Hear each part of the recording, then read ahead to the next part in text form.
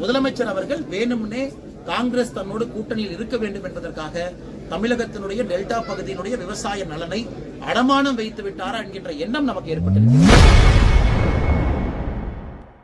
கர்நாடகாவில் மேகதாது அணை கட்ட அறிக்கை தயார் செய்வதாக கர்நாடக அரசு அறிவித்ததும் முதல்வர் மு க ஸ்டாலின் அதற்கு கண்டனம் எழுப்பாமல் அமைதியாக இருப்பதாக பாஜக முன்னாள் மாநில தலைவர் அண்ணாமலை குற்றம் சாட்டியுள்ளார். அதனால மக்களுடைய வரிப்பணத்துல இவ்வளவு செலவு பண்ணி கோடிக்கணக்கான வரிப்பணத்தை செலவு பண்ணி முதல் பேஜில் அட்வர்டைஸ்மெண்டா மட்டும் முதலமைச்சர் போட்டுட்டு இருக்கிறாங்க. அதையும் நாங்கள் இந்த நேரத்தில் கண்டிக்கின்றோம். அடுத்தது மூன்றாவதாக ஒரு விஷயம், கர்நாடகால காங்கிரஸ் அரசு திரு சித்தராமையா அவர்கள் முதலமைச்சர் அவர்கள் இன்னைக்கு மேகதாது அணைக்கான டீடைல்டு ப்ராஜெக்ட் ரிப்போர்ட் அதை தயார் பண்ணுவதாக சட்டமன்றத்தில் அறிவிச்சிட்டாங்க. எப்ப அறிவிச்சிருக்கிறாங்க? திராவிட முன்னேற்ற கழகத்திற்கும் காங்கிரசுக்கும் கூட்டணி உறுதியான பிறகு அடுத்த நாள் சொல்றாங்க. அப்படி இருக்கும் பொழுது இவர்களுக்குள்ள மறைமுகமாக ஏதோ பேச்சுவார்த்தை நடந்தது போல் தெரிகிறது.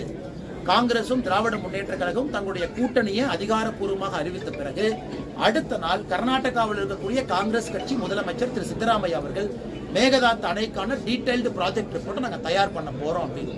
அதனால அறிவித்த நேரம் தப்பு, அறிவிச்ச முறை தப்பு, அறிவிச்சதே தப்பு. தமிழ்நாடை பொறுத்தவரை ஒரே வார்த்தையில சொல்றோம், மேகதாது அணையை கட்டக்கூடாது என்று சொல்லுகின்றோம். காரணம் டெல்டா பகுதியினுடைய விவசாய பெருமக்களுக்கு பெரும் பிரச்சனை.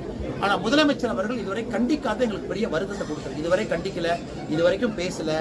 முதலமைச்சர் அவர்கள் வேணும்னே காங்கிரஸ் தன்னோடு கூட்டணியில் இருக்க வேண்டும் என்பதற்காக தமிழகத்தினுடைய டெல்டா பகுதியினுடைய விவசாய நலனை அடமானம் வைத்து விட்டாரா என்கின்ற எண்ணம் நமக்கு ஏற்பட்டிருக்கிறது.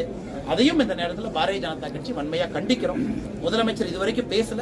பத்திரிகை நண்பர்கள், நீங்க முதலமைச்சரை கேள்வி கேட்கணும். எப்படி பக்கத்து மாநிலத்தில் டிபிஆர் டீடைல் ப்ராஜெக்ட் ரிப்போர்ட் தயாரிப்புன்னு அங்க முதலமைச்சர் சொன்ன பிறகு ஒரு கண்டன குரல் கூட கொடுக்காம எப்படி நீங்க தமிழகத்தினுடைய நலனை காப்பாற்ற போறீங்க அப்படின்னு இந்த மூன்று விஷயங்கள் நாங்க உங்களுக்கு சொல்றோங்கன்னா ஒரு கேள்விகள் கேளுங்க, பதில் சொல்லுங்க. செய்திகளை உள்ளது உள்ளபடி தெரிந்து கொள்ள ரெஃப்ளெக்ட் நியூஸை சப்ஸ்கிரைப் பண்ணுங்க.